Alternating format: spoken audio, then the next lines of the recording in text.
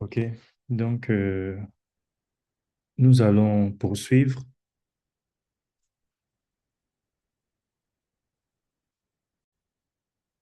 Donc, comme je le disais, nous allons poursuivre. Donc, la dernière fois, on a vu voilà, quelques opérations numériques avec les opérations booléennes. Maintenant, on va voir la notion de variable. Mais avant cela, j'ai voulu qu'on fasse un petit exercice. Donc, voici l'exercice. J'espère que c'est assez grand. Je vais bien le voir. Voilà. Donc, l'exercice, assez simple, hein. Donc, je lis l'énoncé. Pierre est né le 3 janvier 2001.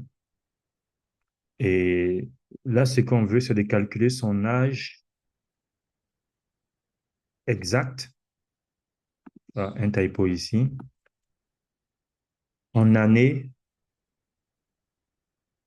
mois et jour à deux différentes dates. Donc, à la date du 29 avril 2012 et à la date du 17 novembre 2015. Donc, on va tenter d'utiliser ce qu'on a vu jusque-là en programmation. Donc, on connaît déjà la fonction print qu'on utilise pour pouvoir afficher à l'écran. Euh, donc, ici, j'écris, voilà, dans les codes, comme on va voir les chaînes de caractères après, mais le plus important, c'est que quand on clique print, le message se met entre les cotes. Et si on veut ajouter une cote à l'intérieur, il faut mettre un anti-slash. Sinon, vous comprenez que, puisque la première indique le début ou bien l'ouverture de la chaîne des caractères ou du message qu'on va mettre, et la seconde indique la fermeture, genre la fin du message. Donc, si je n'ai pas mis d'anti-slash là, vous voyez que même au niveau du notebook, il nous met une coloration ici qui indique qu'il y a un souci là. Donc, ce qui est entre les deux, entre les griffes, voilà, je vais dire les griffes ou bien les côtes, on voit que c'est une couleur orange. C'est-à-dire que c'est un élément qui est assez uniforme, ça correspond au message qui va s'afficher. Mais là, le message s'arrête là. Donc, quand on veut mettre ce signe dans le message, alors on utilise un anti-slash. Là, vous voyez que le tout revient en orange. Donc, j'ai écrit l'âge de Pierre en date du 29 avril 2012. Donc, la première partie, je fais pas à pas. Je vais d'abord calculer l'année, ensuite je vais calculer le mois et puis le jour. Donc ici, j'ai mis la date du dernier anniversaire par rapport à cette date-là. Hein. Donc, si je prends 2012, quelle est la dernière date d'anniversaire la plus proche de cette date du 29 avril 2012? Donc, c'est bien le 3 premier mois 2012, puisqu'il est né le 3 premier mois 2011. Donc, ça, c'est la date d'anniversaire la plus proche. Donc, ça, quand je retrouve cette date-là, justement, maintenant, je suis sûr que cette date-là, elle est avant celle-là. Donc, je peux directement faire 2012 moins 2001 et j'affiche le résultat de l'opération. Donc, vous voyez bien, c'est 2012 moins 2001 et j'ai mis une virgule ici, année, comme on l'a vu, avec la virgule, ça va juste mettre un espace pour afficher. Donc, je fais pareillement pour le mois aussi. Donc, quel est le mois le plus proche correspondant vraiment au jour de sa naissance? Donc, le mois le plus proche, c'est le 3 premier mois 2012. Voilà.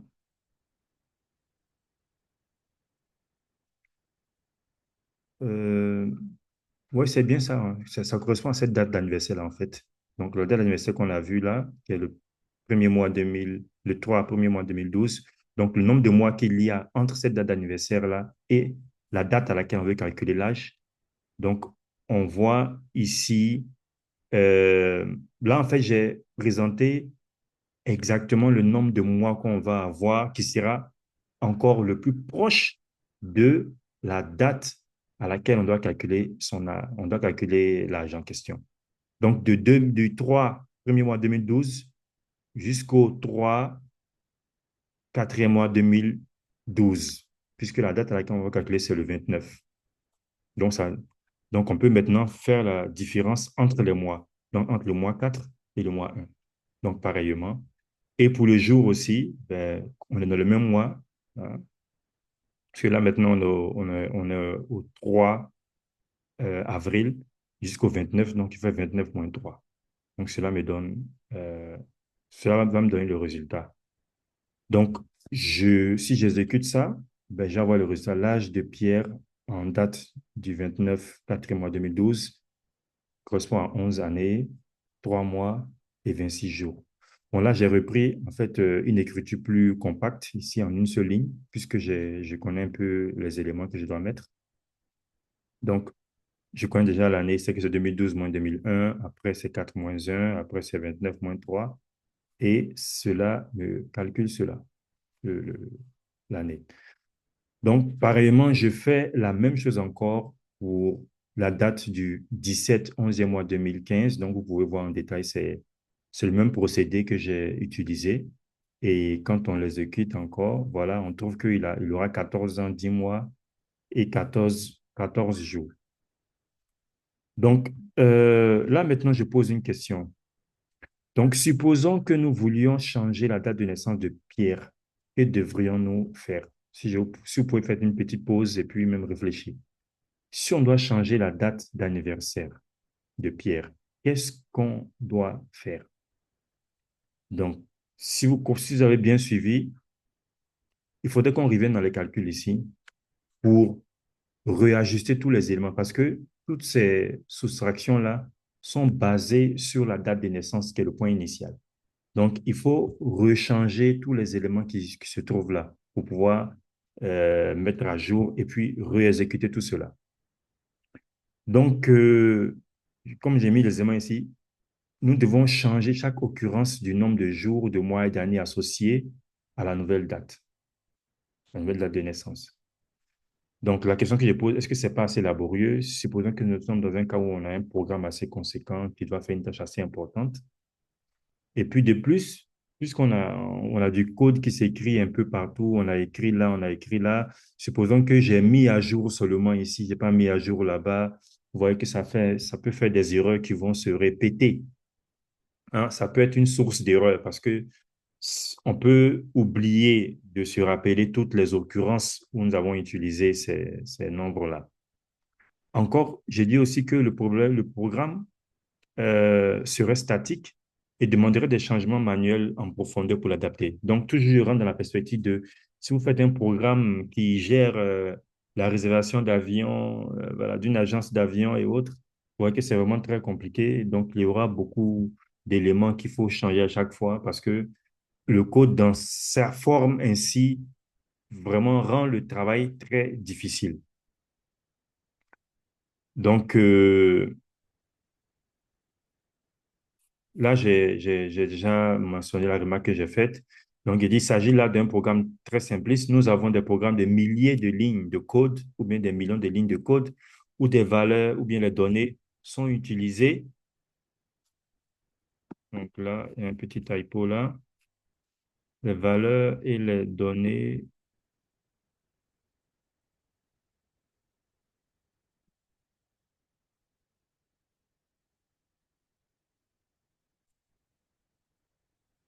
Je ne parviens pas à voir. Ah, OK. C'est la juxtaposition qui... Voilà. Donc, où les valeurs ou les données sont utilisées ici et là, et les résultats des opérations sont encore réutilisés plus tard. Donc, qu'un programme de la sorte serait un cauchemar et car une modification d'une valeur en un lieu engendre sa mise à jour dans toutes les occurrences. Et nous ne serions pas où nous sommes aujourd'hui en termes de programmation. Donc, la solution à ce problème-là, c'est ça la notion de variable. Donc, la variable, en fait, c'est quoi? C'est un conteneur de données. C'est quelque chose qui va contenir des données, des valeurs. Donc, les valeurs de la date de naissance vont se retrouver, on peut les mettre dans des conteneurs et on peut manipuler ces conteneurs-là. On va décrire les opérations qu'on doit faire avec ces conteneurs. Et si on change le contenu, vous voyez que tout se change automatiquement. On n'a pas besoin de modifier dans différents endroits. Juste l'endroit où on fait l'affectation des valeurs à ces conteneurs-là. Donc, on peut avoir, donc j'ai dit par exemple, si on peut avoir une variable pour l'année de naissance, une variable pour le mois et une variable pour le jour, par exemple, et ça rend les choses beaucoup plus faciles. Donc, je, en même temps, en parlant de la notion de variable en Python, donc une variable, ben, une, c'est une séquence de caractères, en fait, qui n'a pas d'espace et qui ne contient pas des termes qui sont spéciaux, les caractères spéciaux, ce sont certains caractères spéciaux, tels que les caractères qui sont utilisés pour les opérations numériques, tels que plus, moins, divisé. On ne peut pas utiliser ça comme étant un caractère qui appartient au nom d'une variable. Donc, par exemple, parmi les caractères spéciaux qu'on peut avoir, on peut avoir le underscore, par exemple. Je ne pense pas qu'on peut avoir le dollar.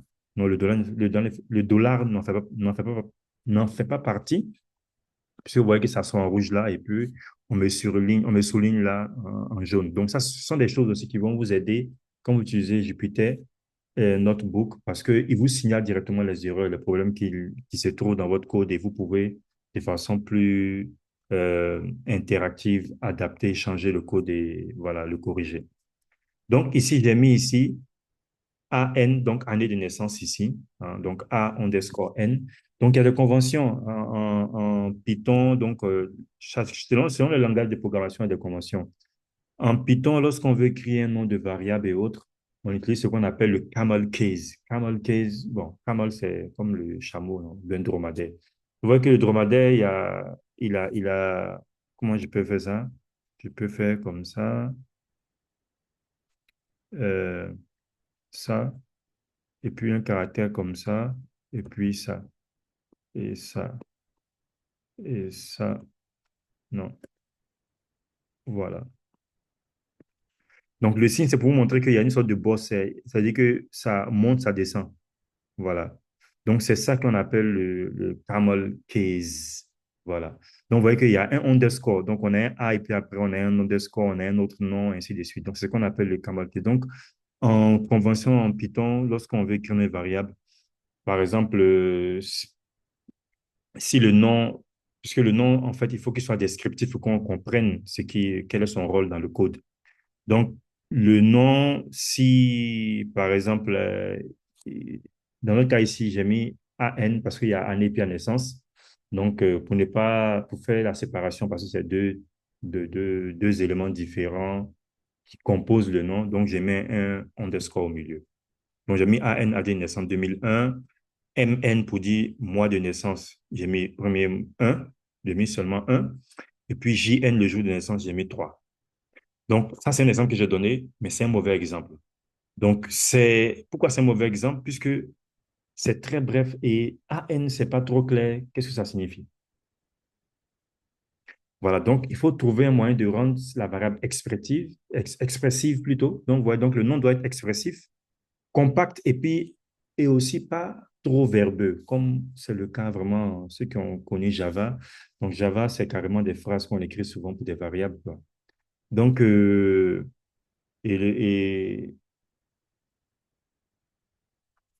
Et ici, par exemple, j'ai mis un exemple qu'il ne faut pas prendre. Année underscore 2 underscore naissance underscore 2 underscore Pierre égale à 2001. C'est trop verbeux, hein. Vous voyez l'espace que ça prend déjà pour juste écrire la variable. On n'a pas encore commencé les opérations. Supposons que tu vas mettre ça dans des opérations, puisqu'on a dit que ce sont des conteneurs. Donc, on pourra faire les opérations qu'on a l'habitude de faire avec la variable elle-même. Donc, si la variable contient un entier, je peux additionner un entier, je peux diviser un entier. Donc, supposons que je vais prendre ce nom-là pour faire des divisions des exponentielles. Vous voyez que je vais prendre tout l'espace, ça ne sera pas intéressant. Donc, il faut trouver le juste milieu. Donc, par exemple, là, j'ai mis année naissance, par exemple. Naissance, plus ou moins, on peut comprendre que c'est naissance, hein. Si je mettais N seulement, ce n'est pas trop clair. Naissance, j'ai trouvé que c'est un peu trop long, hein. Donc, année naissance, mois naissance, jour naissance. Donc, c'est un exemple de nom que je trouve qui est quand même dans le juste milieu. Donc, année, je mets 2001, naissance, le mois de naissance, c'est 1 et le jour de naissance, c'est 3. Donc, vous voyez, si j'exécute ça, je peux taper le type de l'année de naissance, mais en entier. Parce que le type, c'est pas la variable, le conteneur en Python n'a pas de type. Pour ceux qui ont déjà peut-être programmé en C ou bien en Java, quand on déclare la variable, on doit lui spécifier un type. Et quand on spécifie le type, il ne pourra contenir que les données ou bien que les valeurs qui ont ce même type-là. Mais avec Python, ce n'est pas le cas. Avec Python, la variable n'a pas de type. Son type est défini par ce qu'elle contient, ce que la variable elle-même contient. Donc, type de année de naissance, c'est entier parce que c'est une valeur entière qui est dedans.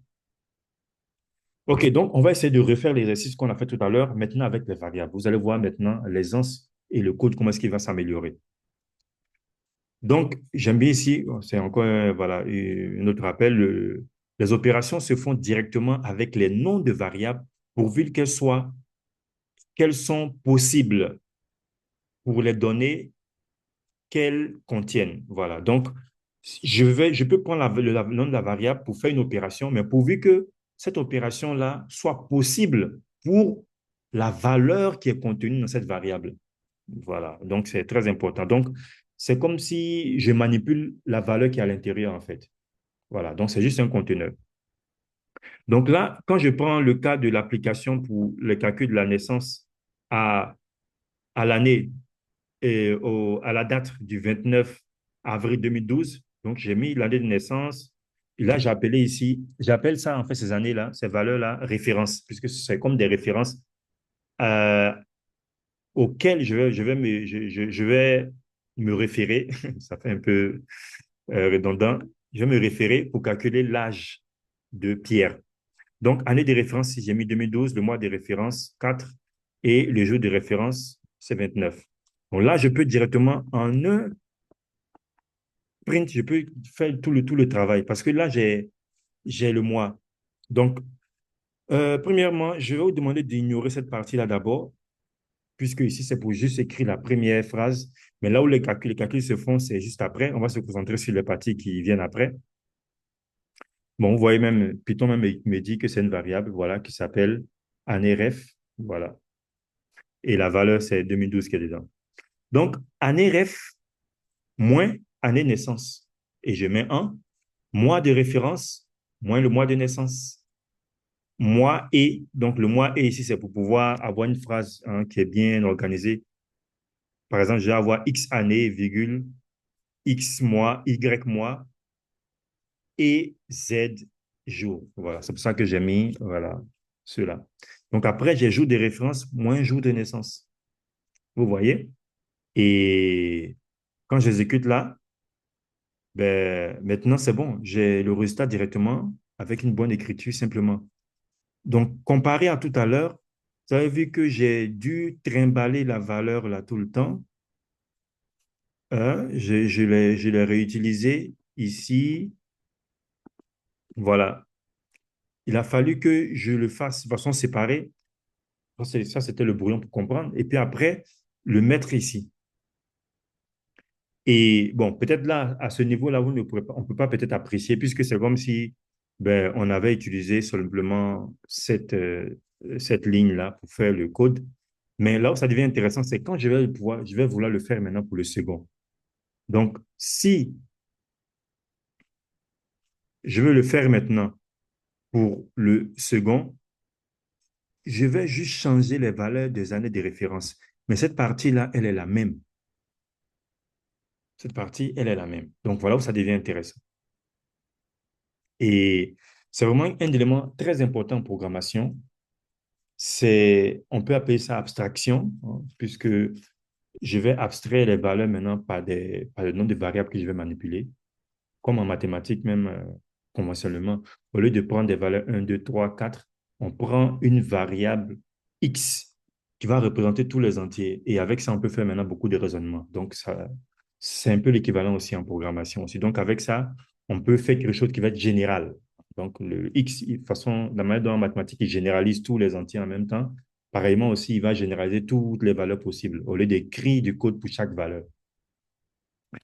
Et Voilà, donc avec ça, on réussit à avoir vraiment du code un peu plus compact. Et vous voyez que ça nous a permis de réduire le code et que l'appliquer à un nouveau cas, c'était simplement de refaire la même chose, juste en changeant les années des références.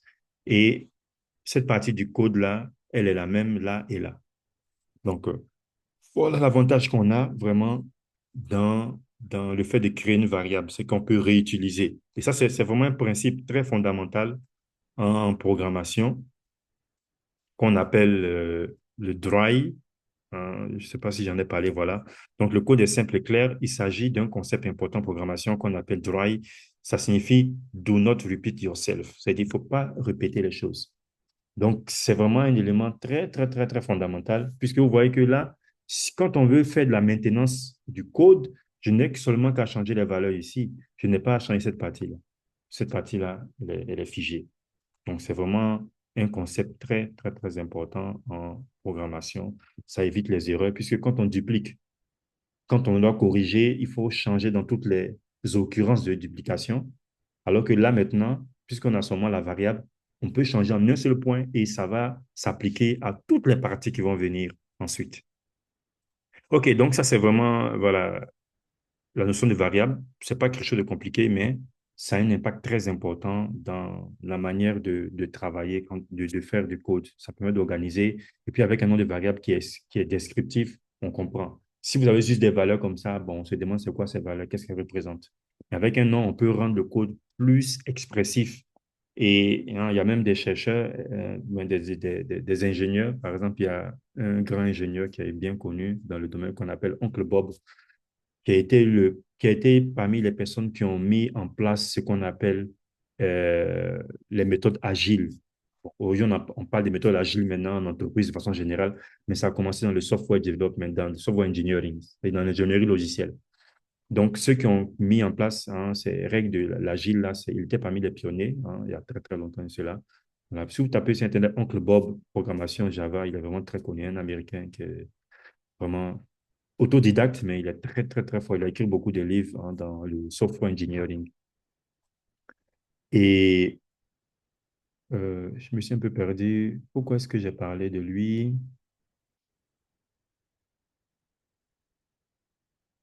Euh,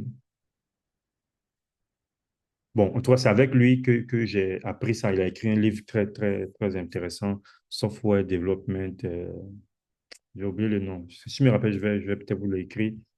Il donnait des méthodes, en fait, pour pouvoir, voilà, développer des logiciels vraiment qui sont robustes, qui sont maintenables, qui évitent hein, les erreurs et les bugs. OK. Donc, bon, un exercice pour vous. Donc, répétez avec une nouvelle date de naissance. Donc, vous pouvez le faire. Hein. Là, c'est la date de naissance maintenant qui va changer. Donc, comment vous allez adapter le code? OK, maintenant, on va passer aux chaînes de caractères. Donc, on en a parlé un peu, c'est-à-dire, quand on faisait le print, ce qui se cachait dans le print, c'est une chaîne de caractères. Donc, une chaîne de caractères, c'est ce qui est, tout ce qui est alphanumérique et autres. Et il y a une manière précise de l'écrire. Donc, A, c'est voilà, c'est un caractère. Mais si je dis par exemple print A, ouais, qu'on m'a dit que c'est une erreur parce que A n'est pas défini, puisque A est considéré, A comme ça, c'est considéré comme une variable. Donc, ça se définit toujours entre les cotes. Donc, voilà, c'est ça la définition de, du- du- du- d'une chaîne de caractères ou bien d'un texte. Si on veut entrer des données de type texte, on veut manipuler des données de type texte, elles doivent s'écrire obligatoirement entre les cotes simples ou bien les cotes doubles. Voilà. Donc, ce sont les deux possibilités, les deux options qu'on a. Donc là, j'ai mis ici print A. Donc, j'ai mis ici entre les cotes, j'ai mis A. Entre les doubles cotes, j'ai mis A aussi. Vous voyez que ça ressort. Et puis, entre les doubles cotes, j'ai mis une seule cote. Et c'est cette seule cote-là qui sort. Donc, c'est ce qui est entre les cotes-là qui va sortir finalement. Donc, c'est vraiment important. Si ici, je rajoute, par exemple, je mets les cotes simples et puis je mets une autre cote au milieu. Vous voyez qu'il me souligne là, il y a une erreur qui est là. Parce que c'est un caractère spécial pour délimiter. Donc, quand tu mets ça, le programme, il est confus. Où commence vraiment la chaîne des caractères, où elle se termine, puisqu'il y en a trois, alors que c'est le même signe qui est utilisé pour le début et la fin. Normalement, quand il commence, quand il trouve le premier, et dès qu'il trouve le second, pour lui, c'est fini. Mais là, il voit qu'il y a un autre encore après, bon, il est confus. Donc, pour cela, comme j'ai dit, on met le anti-slash. Comme ça enlève, ça fait que finalement, il compte cela comme un caractère lui-même. Donc, le caractère cote. Voilà, ce n'est plus le caractère délimiteur de chaîne de caractères ou bien de texte, mais c'est plutôt cote comme étant un élément de texte. Donc, c'est une petite nuance, mais c'est important. Après, on peut, par exemple, avoir des doubles cotes et puis avoir des cotes simples ouvrantes et fermantes à l'intérieur. C'est une chose qui est possible et ça ne pose pas d'erreur.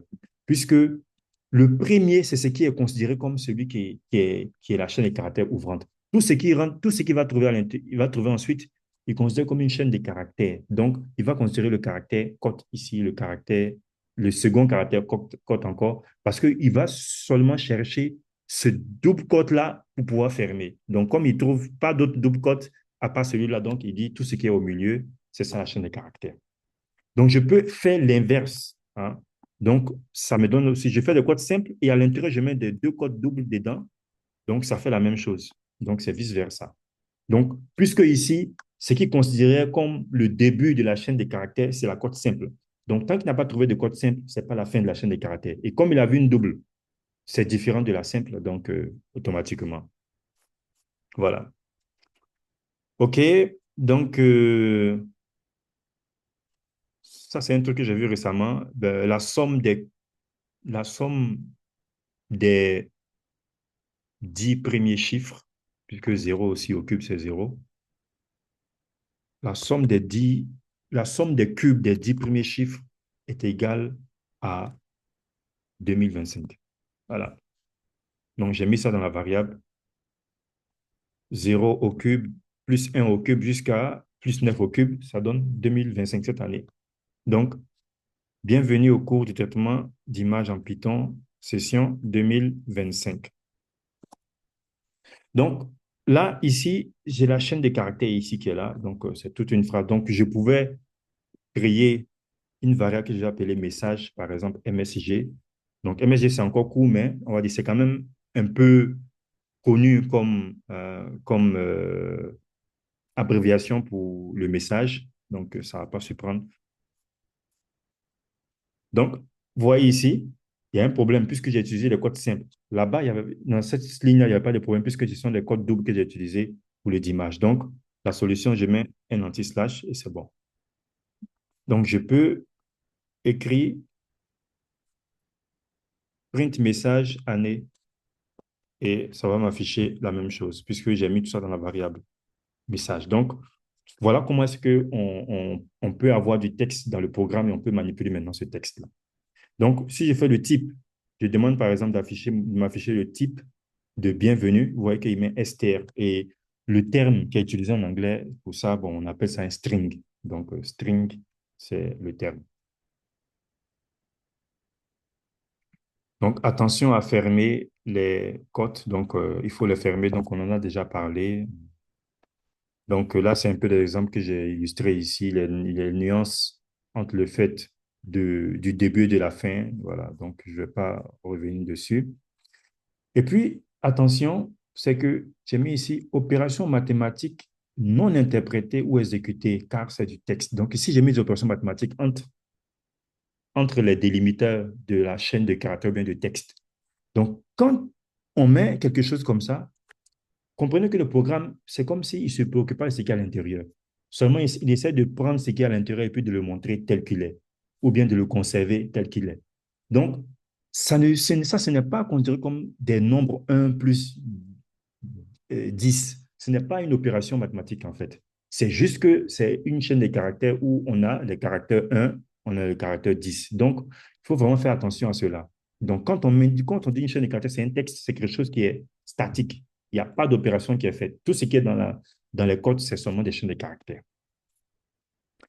OK. Donc, pareillement, donc, j'ai mis ici des opérations 1 plus 10, 2 au cube, tout ça. Ben, voilà, ça ne change rien. Donc, tout ce qui est dedans, à l'intérieur, c'est ce qui est affiché. Voilà. Donc, maintenant, là, on va voir quelques opérations hein, rapidement. Il y a ce qu'on appelle l'opération concaténation. Donc, le plus, donc l'addition qu'on voit en mathématiques pour les nombres, 1 plus 2 égale à 3. Là, avec les chaînes de caractères ou bien les strings, moi, ça peut être au terme string, hein, c'est plus clair, puisque c'est le terme qui est utilisé en programmation. Avec le string, c'est de la concaténation, c'est-à-dire qu'on met une chaîne après l'autre.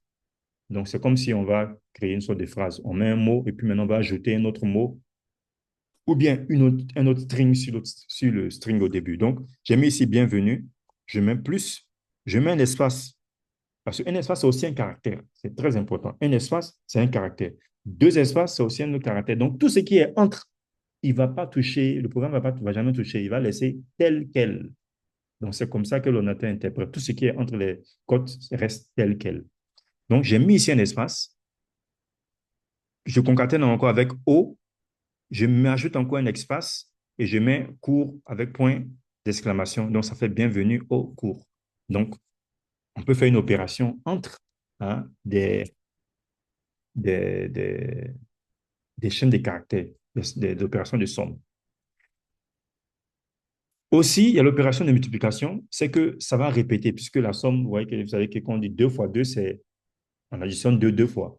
2 fois 3, on additionne 2 trois fois. Donc, pareillement, Python a implémenté euh, la multiplication pour les chaînes de caractères aussi, pour signifier qu'on va répéter cette chaîne de caractères-là trois fois de suite. Donc, j'ai mis ici trois fois bienvenue, deux points, virgule. J'ai mis donne pour faire une phrase, deux points. Et puis, j'ai mis ici la chaîne de caractères bienvenue là, multiplié par trois. Et vous voyez le résultat, ça donne bienvenue, bienvenue, bienvenue. Vous voyez que j'ai mis l'espace là. S'il n'y a pas mis d'espace, ben vous voyez que tout est collé. Parce qu'il ajoute l'un après l'autre. Donc, je mets l'espace et là, ça fait voilà, de l'espace entre les bienvenus. Voilà quelques opérations simples hein, qui sont faites avec les chaînes de caractères, la concaténation et puis la multiplication. Et puis, bon, comment elles sont définies? C'est avec les codes qui marquent le début et la fin. Et attention à l'usage de la double cote ou bien de la cote simple. On va maintenant terminer rapidement sur quelques opérations de logique maintenant. Donc, c'est très important. Lorsque on travaille en programmation, on est amené à prendre des décisions. Donc, les décisions sont un peu liées un peu à certaines logiques. Donc, quand quelque chose se passe, alors on veut faire quelque chose, ou quand quelque chose ne se passe pas, on ne veut pas faire quelque chose. Donc, c'est important de comprendre les éléments de base en Python. Donc, ici, j'ai mis ici égalité et différence, par exemple. J'ai écrit cette année égale à, donc j'aime bien la somme là des trois. Et j'ai mis ici print pour afficher 225 égale deux fois. Vous voyez le terme ici, égal, égal. Donc, ce égal, égal signifie en fait, faire une comparaison, ce qui sont égaux. Parce que ce que j'avais mis ici, égal ici, c'est ce qu'on appelle l'égal de l'affectation ou bien l'assignation. Donc, j'assigne ou bien j'affecte cette valeur-là à cette variable avec le signe égal. Mais je vais faire la comparaison. En mathématiques, quand on écrit, on ne fait pas attention. On écrit de même égal pour pouvoir faire la comparaison, comme pour pouvoir aussi faire, pour dire que x égale à 3. Mais en programmation, bon, c'est pragmatique. On ne peut pas utiliser le même symbole pour les deux à la fois. Donc, il faut donner notre symbole. Et l'idée qui était venue, c'est de mettre deux. Comme ça, on sait. On voit toujours le mot égal et puis deux égaux, ou bien deux fois le signe égal, signifie que bon, c'est une égalité. C'est-à-dire c'est un opérateur logique. Donc, est-ce que ce qu'on a à gauche est égal à ce qu'on a à droite ici? Donc, et là, quand je fais la vous voyez que ça donne trou. Et quand j'ai mis ici point d'exclamation égal, ça signifie différent. Donc, normalement, différent, c'est plutôt le signe égal barré, si je ne m'abuse pas. Voilà, c'est le signe égal barré. Mais voilà, ces caractères égal barré là, c'est pas tous les claviers qui ont ça. Et donc, ils ont, ceux qui ont fait les ordinateurs et autres, ils ont préféré utiliser une combinaison de caractères qui existent déjà. Donc, exclamation égale signifie différent. Donc, différent, c'est fausse. Donc, les opérations de logique sont des opérations qui ramènent des valeurs toujours qui sont booléennes, c'est-à-dire qui sont toujours vraies ou bien fausses. Donc, il y a l'opération aussi de supérieur ou égal ou inférieur ou égal. Donc, là, j'ai mis x égale à 1000. Donc, x est supérieur ou égal à x. C'est normal, puisque 100, 1000 est supérieur ou égal à 1000. Après, j'ai mis ici x plus 0,1 5 inférieur ou égal à x plus 1. Donc, je vais mettre, voilà, par exemple. Donc, là, c'est vrai. Je peux faire la même chose aussi, ou je peux mettre strict, et c'est toujours vrai. Mais si je mets le contraire, ça ne va pas être le cas. Donc, pareillement aussi, voilà, bon, j'ai fait les cas des égalités strictes ici. L'égalité, on peut le faire avec la booléenne directement. Donc, true n'est pas égal à false, donc ça donne faux ici. Et après, je peux faire le et. Donc, on avait vu le et entre le true et le false. Donc, true et false, ça donne quoi? Ça donne false. Donc, est-ce que false est égal à false? Donc, c'est vrai. Donc, pareillement aussi ici. Et puis, là, j'ai fait des égalités avec les chaînes de caractères qu'on a vues. Donc, j'ai mis ici ville Abidjan et j'ai mis ici print ville égale Abidjan. Vous voyez qu'il m'a dit que c'est faux puisque ce n'est pas la même casse. On a A majuscule. Donc là, on n'a pas A majuscule, donc ça ne marche pas. J'ai mis tout majuscule, c'est seulement si je respecte la même casse, c'est-à-dire les mêmes niveaux de caractères majuscules, minuscules pour chacun, c'est là que ça va marcher. Et pareillement aussi, on peut faire aussi l'inégalité aussi entre les chaînes de caractères. Ça va se baser en fait sur l'ordre des caractères l'ordre alphabétique, en fait. Donc, on a Abidjan avant Boaké, donc, puisque A est avant B, donc ça fait que ville 1 va être inférieure à ville 2. Donc, c'est vrai. Ville 1 est différent de ville 2, c'est vrai aussi. Voilà. OK, donc on va s'arrêter là. Donc, voilà, vous aurez le notebook, vous pouvez vraiment jouer avec ça et modifier les choses. Et on se retrouve pour la prochaine séance. Merci.